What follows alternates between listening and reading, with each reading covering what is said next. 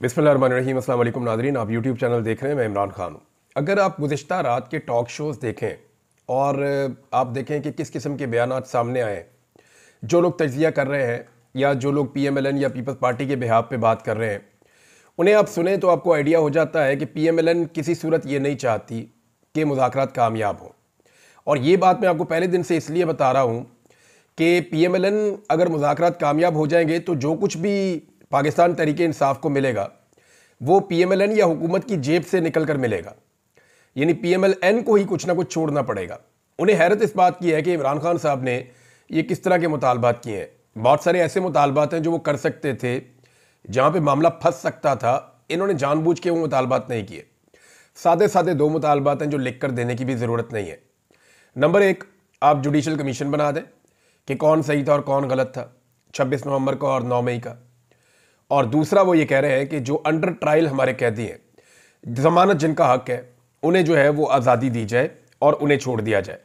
ये दो मुतालबात इमरान खान साहब के नहायत जायज़ है। अब इन मुतालबात को अगर तस्लीम कर लिया जाता है तो मुज़ाकरात कामयाबी की तरफ जाएंगे और आने वाले दिनों में इमरान खान साहब के बाहर आने के इम्कानात बढ़ते जाएंगे। आलमी प्रेशर इतना ज़्यादा बढ़ गया है कि पाकिस्तान की एस्टेब्लिशमेंट उसे बर्दाश्त नहीं कर पा रही और एस्टेब्लिशमेंट इमरान खान साहब को छोड़ने के ऊपर हर गुजरते दिन के साथ मजबूर होती चली जा रही है। अब पाकिस्तान तहरीक इंसाफ को मुतनफ़र करने के लिए या मुज़ाकरात में खलल डालने के लिए दो तीन चीज़ें की जा रही हैं। एक तो PMLN के बड़े सख्त बयानात आना शुरू हो गए हैं। जानबूझकर एंकर्स को कहा जा रहा है कि इनसे इस तरह के हमसे सवालात करें जिनके नतीजे में हम ऐसे जवाब दें कि पाकिस्तान तहरीक इंसाफ के साथ हमारे जो मुज़ाकरात हो रहे हैं वो किसी लड़ाई की सूरत इख्तियार कर जाए। नंबर एक। नंबर दो, जो कुछ सहाफ़ी हैं जिनका PMLN के साथ या PDM के साथ अच्छा ताल्लुक़ है, वो अब ताने दे रहे हैं और इस किस्म के ताने दे रहे हैं कि जनाब पाकिस्तान तहरीक इंसाफ तो बात ही नहीं करना चाहती थी, अब वो क्यों बात कर रहे हैं। वो तो कहते थे ये सारे चोर और डाकू हैं, तो अब वो इनके साथ क्यों। इस किस्म के ताने दिए जा रहे हैं। ये ताने देने का मकसद भी ये है कि मामला जो है उसके अंदर गरमाइश पैदा हो और मुज़ाकरात नाकाम हो जाए। तहरीक इंसाफ फ़िलहाल चिपक गई है पूरी तरह से और वो हर मुमकिन कोशिश कर रही है कि मुज़ाकरात किसी तरह आगे बढ़ते जाए ताकि जो हुज्जत है वो तमाम हो जाए। क्योंकि तहरीक इंसाफ ने एक नई तहरीक चलानी है। इमरान खान साहब ने ऐसे बाहर नहीं आना। जितना उनके साथ जुल्म हुआ, जितनी उनके साथ ज्यादती हुई, इमरान खान साहब अपनी पॉलिटिकल तहरीक को मुर्दा करके बाहर नहीं आएंगे। सबकी ख्वाहिश ये है कि इमरान खान साहब सरेंडर करके बाहर आए, लेकिन इमरान खान साहब किसी सूरत सरेंडर नहीं करेंगे। वो अंदर रह सकते हैं, वो इस कैद को लंबा कर सकते हैं। अभी तक तो वो नहीं मान रहे। उनकी फैमिली से बात हुई, वो कह रहे हैं जी नहीं मान रहे। उनके जो करीबी साथी हैं जो उनको मिलकर आते हैं, उनसे मेरी बात हुई, वो कह रहे हैं जी इमरान खान नहीं मान रहे। उनके वकला से बात हुई, वो भी ये कह रहे हैं कि इमरान खान नहीं मान रहे।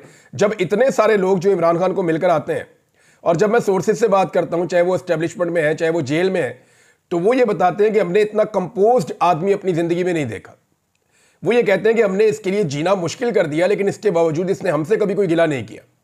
यानी इमरान खान को अच्छी तरह पता है कि उसके लिए हालात को तंग कौन करता है और वो किसी को गिला शिकवा भी नहीं करते। यानी जब भी इमरान खान को सख्ती का सामना करना पड़ता है और जब वो टाइम पीरियड गुजरता है तो इमरान खान साहब बड़े आराम से उठते हैं, अपनी शेव करते हैं, कपड़े चेंज करते हैं, नहाते धोते हैं, अपनी वर्जिश शुरू कर देते हैं। वो ये कहते हैं हम हैरान हो जाते हैं कि किसी आदमी में इतना सब्र कैसे हो सकता है, किसी आदमी के आसाब इतने मजबूत कैसे हो सकते हैं। ये जेल के अंदर का जो हमला है ना, ये किताब लिख सकता है इस मामले के ऊपर कि यहाँ इस जेल में एक ऐसा कैदी आया जिसने शहजादों की तरह जिंदगी गुजारी है, जो पाकिस्तान का वजीर आजम रहा है, जो 50 साल से इस कौम का हीरो है, लेकिन उसने कमाल सब्र के साथ जेल काटी है और उसने हर किस्म की तकलीफ को बर्दाश्त किया और तकलीफ बर्दाश्त करते हुए भी उसने रोला नहीं डाला, अपनी कमजोरी शो नहीं की। शहजाद अकबर साहब ने एक दावा किया, वो दावा मैं आपके सामने पहले रख देता हूं।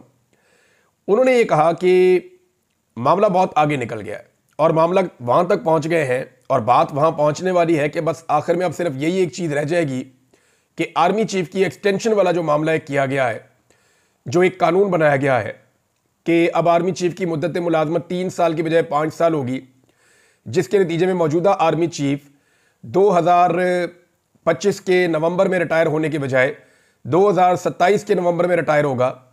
तो ये वाले मामले पे बात पहुंच जाएगी कि जनाब इसको आप ना छेड़ें, तो बाकी जो है वो आप हुकूमत जाने और आप जाने और आप जो मर्जी करें। अब पाकिस्तान तहरीक इंसाफ से ताल्लुक़ रखने वाली एक बड़ी अहम शख्सियत है और ये शख्सियत मुज़ाकरात के अंदर भी शामिल है। मैंने जब इनसे बात की तो मैंने इनसे पूछा कि आपको क्या दिखाई दे रहा है, अब आपसे डिमांड क्या है। तो उन्होंने कहा जी हुकूमत के तो पल्ले ही कख नहीं है, हुकूमत को तो पता ही नहीं है कि मुज़ाकरात करने क्या है। हमने तो उनके सामने 2 मुतालबात रखे हैं, उनको ये भी नहीं पता कि इन मुतालबात को मानना है तो कैसे मानना है, तो उनके तो पल्ले कख नहीं है, उन्हें पता है अपनी औकात का। लेकिन दूसरी जानिब जो एस्टेब्लिशमेंट है उसके बारे में उन्होंने कहा, और उनका यह दावा था कि एस्टेब्लिशमेंट यहां तक पहुंच गई है कि जी अब आप हमें कुछ ना कहें, यानी कम से कम मिलिट्री एस्टेब्लिशमेंट जो है उसके लिए इमरान खान साहब थोड़ा सा मार्जिन क्रिएट कर दें, और मिलिट्री एस्टेब्लिशमेंट के ऊपर जो तनकीद हो रही है वो तनकीद बंद हो जाए, तो इमरान खान साहब जो है उनको और उनकी पार्टी को ये मामला तो उनका हो जाएगा कि जो जुल्म और ज्यादती उनके साथ हो रही है वो बंद हो जाएगी, तो उसके बाद वो अपनी सियासत करें। कभी ये कहा जाता है, यानी एक फार्मूला ये भी है कि इमरान खान साहब कुछ अरसे के लिए एक मार्जिन इस हुकूमत को भी दें ताकि ये अपना काम करती रहे, लेकिन इसके ऊपर इमरान खान साहब अभी तक नहीं माने हैं। तो ये एक शहजाद अकबर साहब ने बात बताई और एक पाकिस्तान तहरीक इंसाफ से बात हुई। पाकिस्तान तहरीक इंसाफ ने एक मुतालबा भी किया है। मुतालबा पाकिस्तान तहरीक इंसाफ का ये है हुकूमत से कि हमारी जो इमरान खान से मुलाकात करवाई जाती है उसकी एक एक चीज़ रिकॉर्ड की जाती है, वीडियो रिकॉर्डिंग उसकी होती है, ऑडियो रिकॉर्डिंग उसकी होती है, खुफिया कैमरे वहां पे लगाए हुए हैं। तो ऐसी मुलाकात हम नहीं चाहते। यानी जब नवाज शरीफ साहब की मुलाकात होती थी उनकी पार्टी के लोगों से तो कभी भी वो रिकॉर्ड नहीं हुई। नवाज शरीफ साहब 12-12, 15-15 लोगों की काबीना के साथ बैठकर मुज़ाकरात करते थे, खानदान के लोग भी बैठे होते थे, पार्टी के लोग भी बैठे होते थे, सहाफ़ी भी बैठे होते थे। तो नवाज शरीफ साहब खुल के जो है वो ब्रीफिंग्स दिया करते थे और लिया करते थे। तो इमरान खान साहब की जो पार्टी है वो अब ये कह रही है, उनकी डिमांड बढ़ गई है, वो ये कह रहे हैं कि इमरान खान साहब से हमारी मुलाकात तो करवाई जाए, लेकिन मुलाकात इस माहौल में करवाई जाए जिसमें हम खुलकर इमरान खान साहब से बात कर सकें, क्योंकि इससे पहले जो मुलाकात करवाई जाती है उसका माहौल कोई अच्छा नहीं होता। यानी वहाँ रिकॉर्डिंग हो रही होती है और लोग जो है वो ऑब्जर्वेशन लगाकर बैठे होते हैं, रियल टाइम में उनको सुना जा रहा होता है, रियल टाइम में उनको देखा जा रहा होता है। तो वो कहते हैं खुलकर हम बात भी नहीं कर सकते, बहुत सारी चीज़ें ऐसी हैं जो अपने लीडर के साथ डिस्कस करना चाहते हैं लेकिन फिर हम नहीं कर पाते। लिहाजा हमें वो माहौल दिया जाए जिसके अंदर हम बगैर रिकॉर्डिंग हो या इस किस्म की हरकतें ना की जाएं जो भोंडी हरकतें हो रही हैं, तो आज़ादी के साथ इमरान खान साहब जो है वो अपनी पार्टी के लोगों के साथ मुज़ाकरात कर सकें, ऐसा एक मौका दिया जाए। ये जनाब एक मुतालबा पाकिस्तान तहरीक इंसाफ ने सामने रखा है। अब इसमें एक चीज़ और हुई थी नाज़रीन, आपको पता है कुछ लोगों ने ये खबरें दी, इसमें जनरल हमीद गुल का बेटा, 2-3 सहाफ़ी और 1-2 सियासतदान, इस किस्म की ये शख्सियात हैं। अभी एक और सियासतदान है, पहले इमरान खान के साथ थे, चौहान साहब, उन्होंने स्टेटमेंट दे दिया जनाब कि अमेरिका के जो डीप स्टेट एक्टर्स हैं, यानी अमेरिकन जो डीप स्टेट है या उनकी जो एस्टेब्लिशमेंट है, उन्होंने डोनाल्ड ट्रंप को और रिचर्ड ग्रेनल वगैरह को, इनकी सारी टीम को दे दी है शट अप कॉल कि मुंह बंद करो। तो मुझे हैरत होती है इनके नॉलेज पे। डोनाल्ड ट्रंप और उसकी टीम जो है वो अमेरिकन डीप स्टेट को शिकस्त देकर इलेक्शन जीत कर इक्तदार में आए। तो जिस डीप स्टेट को उन्होंने शिकस्त दी है वो तो उसको उखाड़ने के चक्कर में है और वो उसके खिलाफ एक बयानिया ना सिर्फ रखते हैं बल्कि उनके तो कुछ अज़ाइम भी हैं जिनको उन्होंने अमल दरामद करना है। तो क्या वो डीप स्टेट जो इस वक्त डोनाल्ड ट्रंप से डरी हुई है और परेशान है कि ये आदमी आने के बाद पता नहीं हमारे साथ क्या करेगा, वो पाकिस्तान को लेकर डोनाल्ड ट्रंप को धमकी लगाएगी?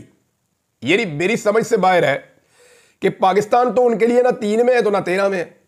पाकिस्तान तो उनके लिए किसी खाते में नहीं है, उनको तो अपना मसला पड़ा हुआ है डीप स्टेट को। तो अमेरिकन डीप स्टेट की लड़ाई चल रही है रिपब्लिकन के साथ, जिनकी हुकूमत आने में पीछे 15 दिन रह गए हैं। 15 दिन के बाद वो इक्तदार में आ जाएगा डोनाल्ड ट्रंप। जब वो इक्तदार में आ जाएगा तो वो इनके खिलाफ जो है वो कार्रवाई शुरू कर देगा। उसका इंडिया वो कई मरतबा दे चुका है। अब वो अपनी स्किन बचाने की उनको फिक्र पड़ी हुई कि अपनी जान कैसे बचानी है। और जहां हमारे जो है ऐसे साइंसदान हैं, मेरी समझ से बाहर है, तो ये पढ़े लिखे नहीं है, ऊपर से कोशिश भी नहीं करते, इमरान खान साहब ने कहा था। और ऐसे लोगों को इमरान खान साहब ने भी अपनी पार्टी में रखा हुआ था, शुक्र है जान छूट गई है। ये वो ये कह रहे हैं कि अमेरिकन डीप स्टेट पाकिस्तान के कहने के ऊपर डोनाल्ड ट्रंप को और रिचर्ड ग्रेनल को डांट रहे हैं, हालांकि उनको खुद मुसीबत पड़ी हुई है, पता नहीं है हमारे साथ क्या करेंगे आने वाले वक्त में। फिर सऊदी अरब को लेकर जो एक बयानिया बनाया गया था, इस बयानिया के बनाने के पीछे 2 चीजें थी। एक तो ये था कि थोड़ा सा बयानिया बन जाए जो बिल्कुल एकदम डाउन हुई है पूरी पोजीशन पीएमएलएन की या हुकूमत की, वो जरा थोड़ी सी खड़ी हो जाए। दूसरा, पाकिस्तान तहरीक इंसाफ जो एकदम चढ़ी हुई है तो वो भी थोड़ा सा कैंडे में आ जाए और उनको अपनी शराइत के ऊपर लाने की कोशिश की जाए। तो ये एक बयानिया फ्लोट किया गया था। दूसरा इसके पीछे ये था कि तहरीक इंसाफ को उकसाने की कोशिश की गई कि पूरी तहरीक इंसाफ मिलकर तो मोहम्मद बिन सलमान के ऊपर चढ़ाई कर दें। तो अगर वो मोहम्मद बिन सलमान के ऊपर पूरी पाकिस्तान तहरीक इंसाफ चढ़ाई कर देती तो ये जाकर कहते देखिए जी ये तो तहरीक इंसाफ आपको भी गालियां दे रही है, तो आप करें ना बात डोनाल्ड ट्रंप से, तो इनको थोड़ा मार्जिन मिल जाता। तो वो दोनों काम नहीं हो सके।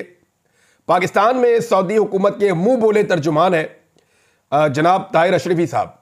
ये मुंह बोले तर्जुमान है सऊदी अरब के पाकिस्तान में, ताहिर अशरफी साहब।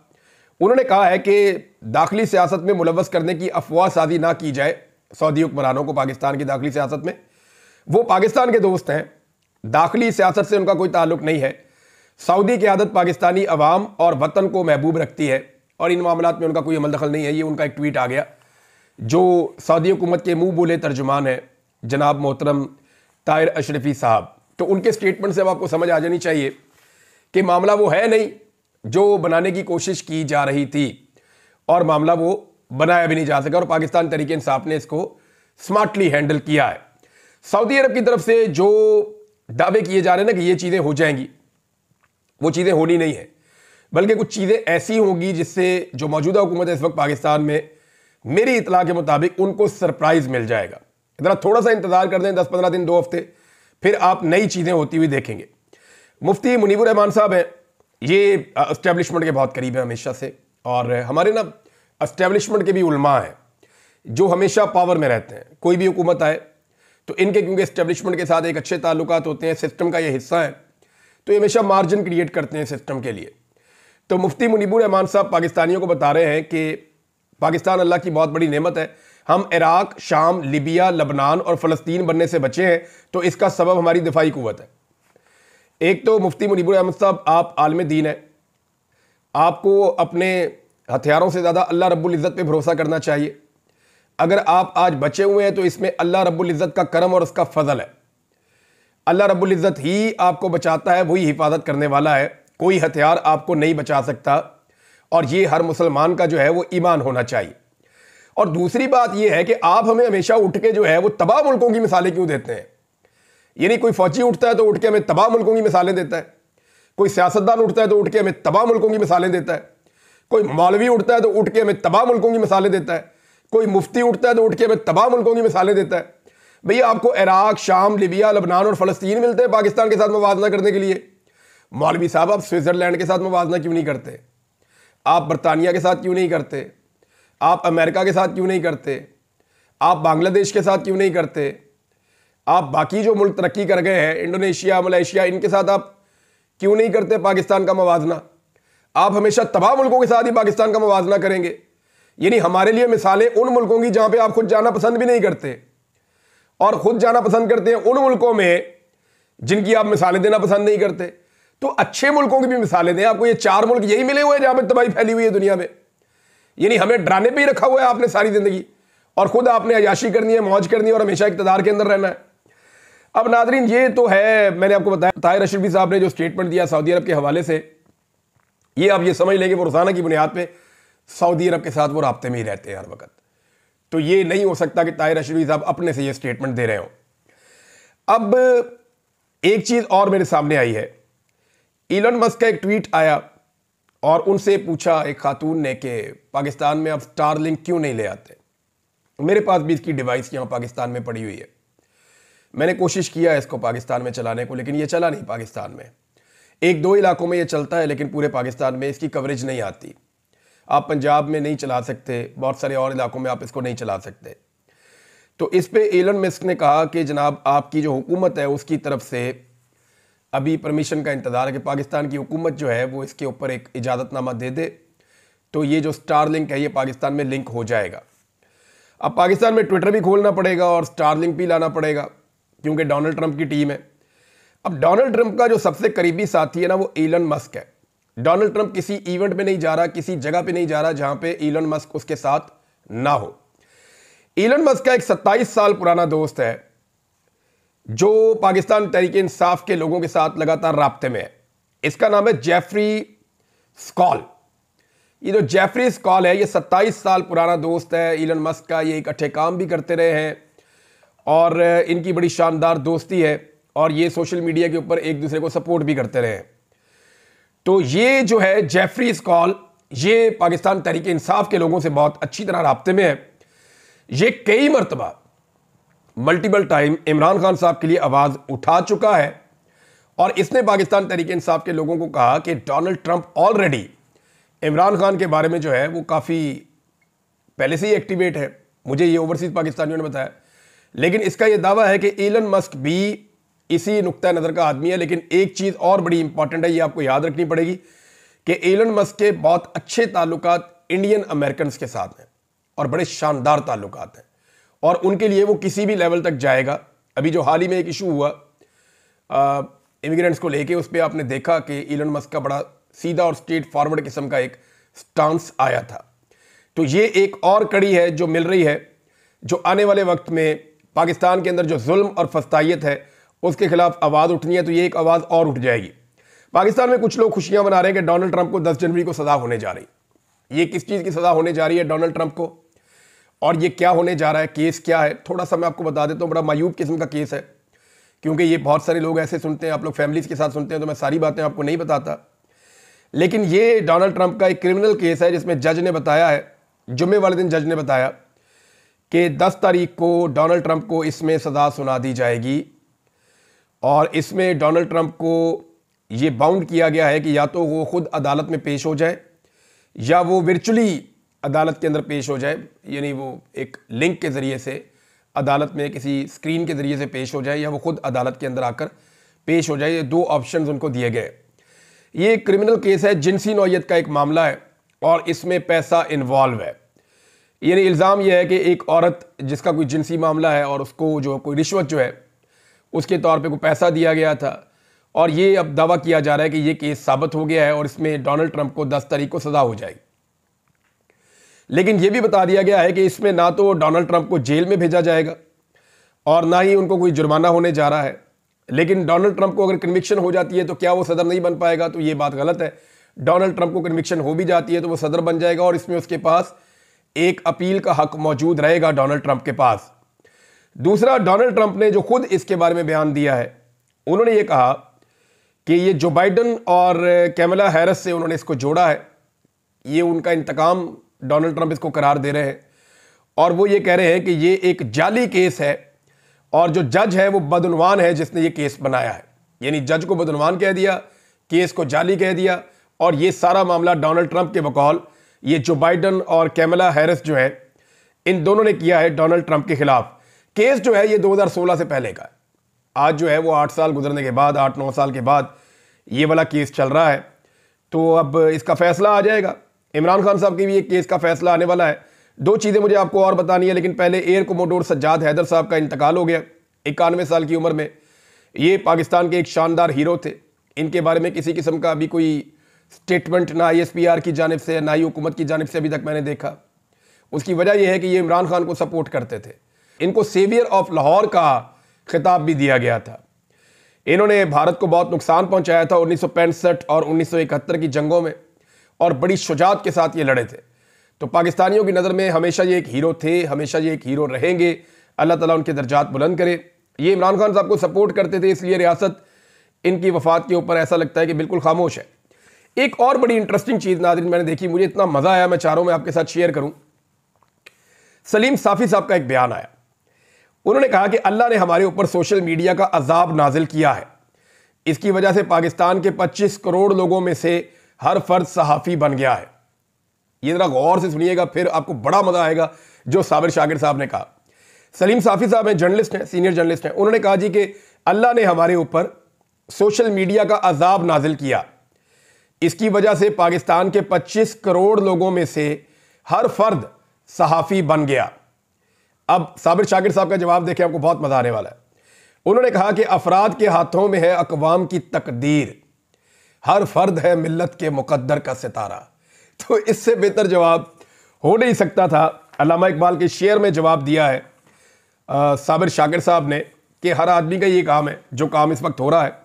अब नाज़रीन, ये खबर है मेरे सामने और ये जंग अखबार की खबर है। जंग अखबार ने दावा किया अपनी इस खबर के अंदर कि महंगाई 7 साल की कम तरीन सतह पर आ चुकी है, मईशत जनाब मुस्तहकम हो चुकी है। अब इस 7 साल के अंदर जो है ना, वो 3 सवा 3 साल इमरान खान साहब के भी आप शामिल करने। दावा यह कर रहे हैं कि नवाज शरीफ साहब का जो पिछला टन्योर था उसको भी मिला ले, इमरान खान साहब का टन्योर भी मिला ले, और अब शहबाज शरीफ साहब के दौर में जो है महंगाई कम हो गई है। मैं सिर्फ 5 चीजें आपके सामने रखूंगा, ज्यादा नहीं। बाकी चीजें आप यहां कमेंट में लिख दीजिएगा कि किस किस चीज की कीमत कहां पहुंची है। नंबर 1, आटे की एक बोरी की कीमत 1100 रुपए से बढ़ के 2500 रुपए से ऊपर तक चली गई। क्या 7 साल की महंगाई कम हुई है? पेट्रोल की कीमत 145 रुपए लीटर से बढ़ के 350 रुपए लीटर तक चली गई। क्या 7 साल में कीमत कम हुई है? यह मैं इमरान खान के दौर से मुवाजना कर रहा हूं, पीछे तो मैं जा ही नहीं रहा। डॉलर की कीमत यानी पैसे की जो कदर है, जो 175-180 रुपए का डॉलर था वो 350 रुपए से ऊपर चला गया है। क्या यह कीमत कम हुई है? बिजली की कीमत जो यूनिट था 16 रुपए का, वो 62 रुपए में चला गया। क्या यह कीमत कम हुई है? गैस की कीमत में 850% इजाफा गुज़िश्ता 1 साल में हुआ है। क्या यह कीमत कम हुई है? मैंने सिर्फ आपको 5 चीजें गिनवाई हैं। 500 चीजें आप गिनवा सकते हैं जहां पे कीमतें कम नहीं हुई। तो फिर महंगाई 7 साल की कम तरीन सतह पे कैसे आ गई? अब ये वाली जो जर्नलिज्म है ना, ये हमें कहा जाता है कि आप ये वाली जर्नलिज्म करें। अब जब हम ये वाली जर्नलिज्म नहीं करते, इस जर्नलिज्म को वैसे कर्नलिज्म कहते हैं आजकल, ये एक्चुअली कर्नलिज्म है जो हमें करने के लिए कहा जाता है। तो हमें जब ये वाली कर्नलिज्म करने का कहा जाता है ना कि आप कहें कि महंगाई बहुत कम है, चाहे आम आदमी महंगाई से मर जाए, तो जब हम नहीं कहते तो फिर हमारे ऊपर अजाब नाजिल होता है। तो कोई बात नहीं, ये ऐसी खबरें देते रहें, हम दूसरी खबरें देते रहेंगे, लोग खुद ही फैसला करेंगे क्या खबर ठीक है और क्या गलत है। अब तक के लिए इतने, अपना ख्याल रखिएगा, अपने चैनल का भी। अल्लाह हाफ़िज़।